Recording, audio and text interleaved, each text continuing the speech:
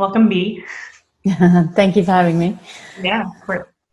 And to start, could you paint us a picture of what your life was like before working together up until the moment you decided to take that step and work through your past trauma in order to heal your relationship?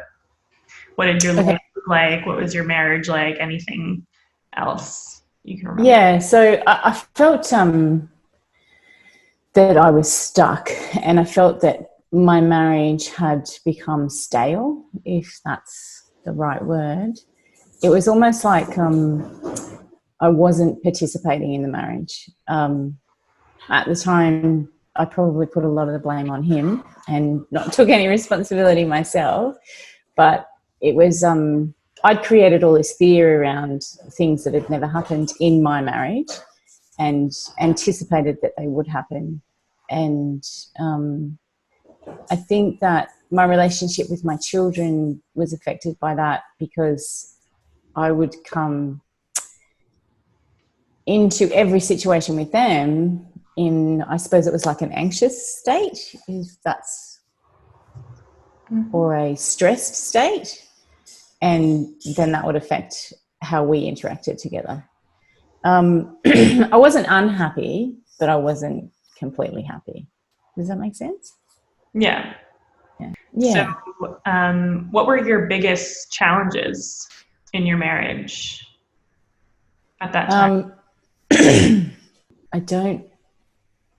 I don't think that we were communicating well at all. I think that was probably our biggest challenge, was communication. So we worked together as well as, husband and wife, and raise our children.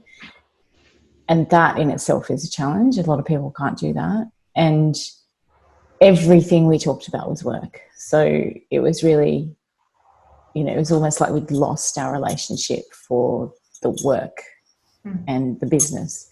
And I would never be the one who actually brought up the topic. So, and when the topic was brought up, I probably didn't, no, not probably, I didn't speak my truth. So, and I'd created, again, fear around that, if I did, that bad things would happen. And what those bad things were, I don't know, but I just created this scenario that that's what would become. If you brought up what topic specifically? Any topic, like any topic to do with us, like us personally, that we weren't communicating well, and we didn't do things together anymore, and everything was about the business or the kids. It was never about us. Anything to do with our relationship, like our personal relationship. Yeah. Right. Yeah. So you were having trouble speaking up about what was bothering you. Yeah. And that you weren't really having a personal relationship. And I also remember some you brought in some feelings about, you were really involved with the kids and things were happening with your kids and you wanted to involve him, but somehow there was also fear around that. Yeah. I think I felt like I had to be the one who ran the family agenda. And to a degree I do, because he works away a lot, but I can still tell him about what's happening and, what we're scheduling in, and does it work for him? Did he want to do something with us, or did he want to come to it? I never did that before, whereas now I do. And if he opts out of that, that's okay. I'm not saying that he has to come. Like the kids do swimming club, for example, now, and I'm not saying he has to come to every swim meet they go to, or any of them if he doesn't want to. Just need to share with him, this is what's happening in advance, instead of getting up in the morning and going, oh, we're going to whatever. It's there was no inclusiveness. I basically just ran as if it was me and the kids, and it was, I still believed that was him, but it was me because I wasn't telling him about it. Yeah. So as we went through the process together, what were some of your biggest breakthroughs and shifts? I think the correlation between what I saw growing up happen between my parents in their relationship as to how I was behaving in my relationship. So a lot of the the not speaking up from my perspective came from watching my mum do the same thing with my dad. And she was in an abusive relationship, and that is where I created fear that would happen to me if I spoke up, if I spoke my truth, if I spoke what I wanted to say, if I shared what I was feeling, then it would end in an abusive way. And that never happened, but it was, I created this fear. So I would just completely shut down and not speak. That was the biggest shift for me, is every time we worked together, every session we had, there was something that connected back to my childhood. Even with the kids as well, like it connected back to my childhood, how I was behaving. And yeah, it was big shifts that we had every session. I know, it was amazing to just witness the light bulb after light bulb. Like, Yeah. now, of course, we did most of this in movement. So, do you, the laughter, which wasn't always the most comfortable thing, right? It was never comfortable for me. But the reason I worked with you was I had worked with a traditional, I can't remember whether I think she's a psychologist. I'd worked with a psychologist, and that traditional way of working, although it showed me some things and I did learn through that process, it didn't shift how I was behaving. And it never allowed me to see the connection between what I saw growing up to how I was behaving now. And we never spoke about what my childhood was like. It was just like you said, light bulb moments came to me from a connection of a particular scenario that happened in my childhood, and I would go, oh my gosh, that relates to me behaving like this. And that related to me believing and making up stories that these things, Clayton was going to do these things, and they simply weren't true. That never happened to me until we started the movement. Like, having that movement, it just allowed me to feel more confident in myself. I don't know, it opened me up more. I'm not sure what the right words are, or it's difficult for me to say, because I love to dance, but what we did together was strange to me. And but I was willing to try, because, as you said, I wanted things to change, and I tried traditional type of Western ways of doing things and they hadn't worked, and I was looking for something different to try. Yeah. And yeah, I mean, I love that you're not sure what the words are, because a lot of times there are no words to really describe the process. It's just magical how things shift. And because you went through this trauma of witnessing your parents' abusive relationship that is so connected to the issues that you were having in your marriage before working together, you remembered a lot of those things in your body in different sensations. And so the movement stirred that up for you, and we were able to access and gently and safely release them, as like when you had those aha moments. And so that's why it shifted so quickly. Yeah, I like that word, the release, because that's what it was. It was like each session I released something, and sometimes it took a couple of sessions, but it definitely released something. And I was always, I felt challenged throughout the process, and that was really good for me, because if I'm challenged, then I want to rise to that challenge and be able to deliver. it was almost like I was, in a way, it was like, oh, well, I need to try these things outside of our session, because if I don't, what's the point in working with you? And I'm so glad that I did, because it did lead to bigger and better things for us. So yeah. Yeah. Yeah. Can you talk about some of those things? Like, what were the changes that you saw in your marriage, in yourself, with your kids? Yeah, better communication. I mean, we're not perfect, obviously, whose marriage is. I would like to see that. But yeah, much better communication. And I say whatever I think now. I don't hold back. It was quite a shock to my husband, I think, after all these years of, I wasn't always like this, and I don't know when it changed. I think, I probably lost my self-confidence when I became a mum, and I stopped speaking my truth in my marriage from then, probably. And I didn't realize until I did work on myself, and then I was like, you know what, the missing piece to this puzzle is now my relationship. And yeah, it's much better now to be able to, I don't even, it doesn't even cross my mind to not say things. And yeah,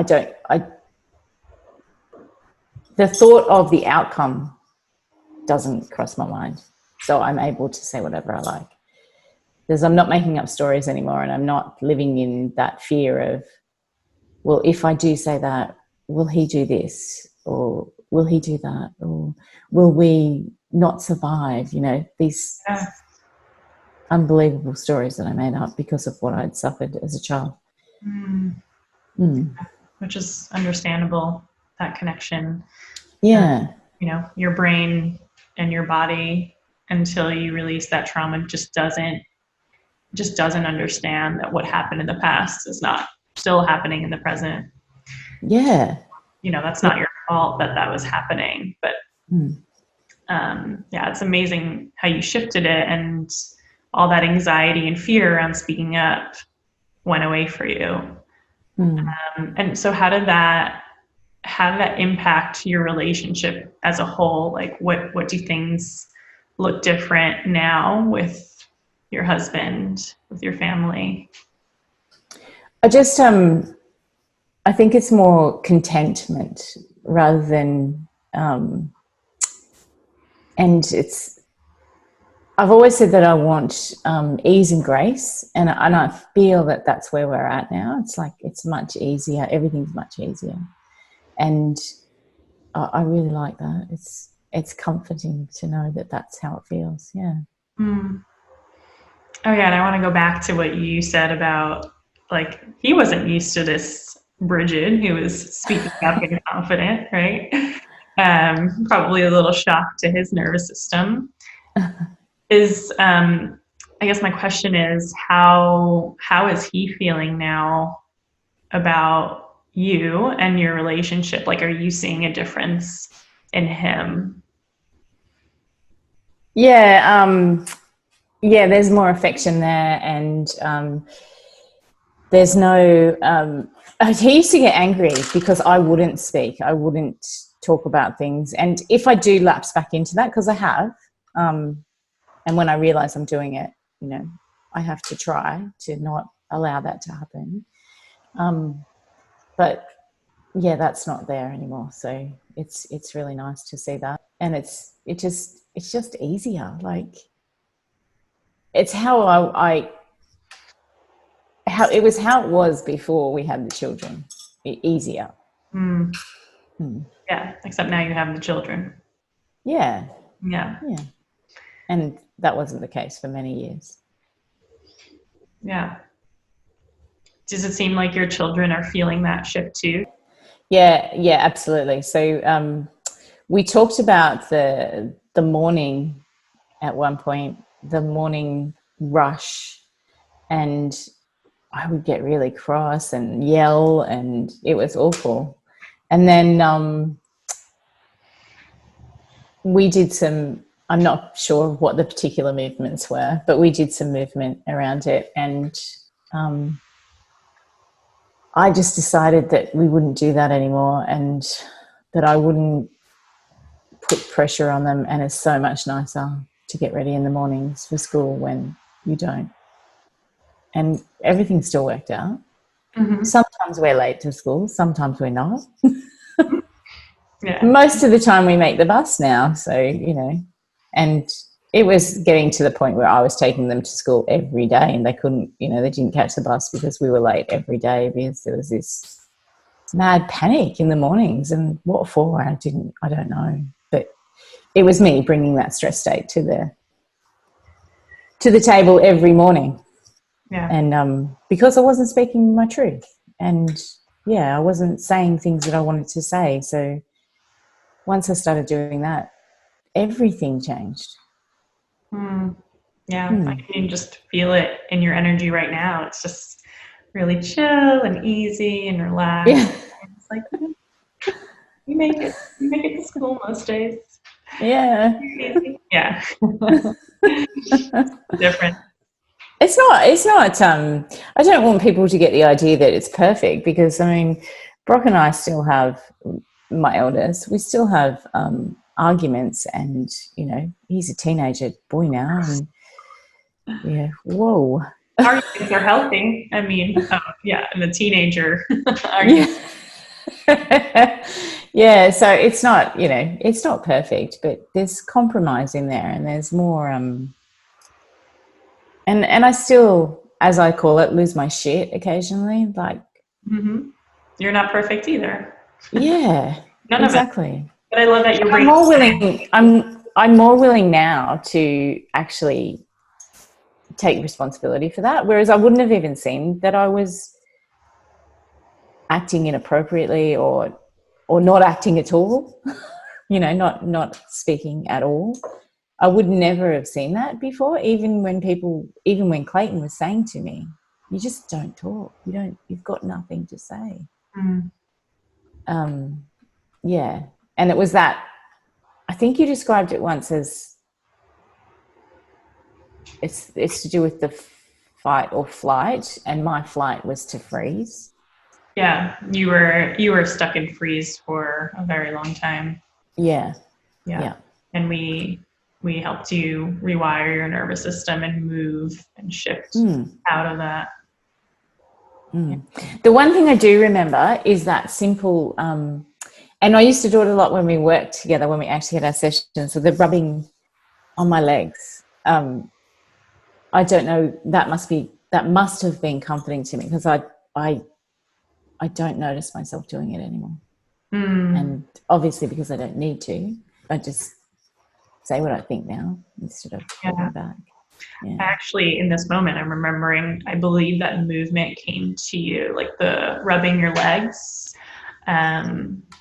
I don't even know, maybe it first came up in session, but it definitely came through a moving through fear movement meditation that I sent you.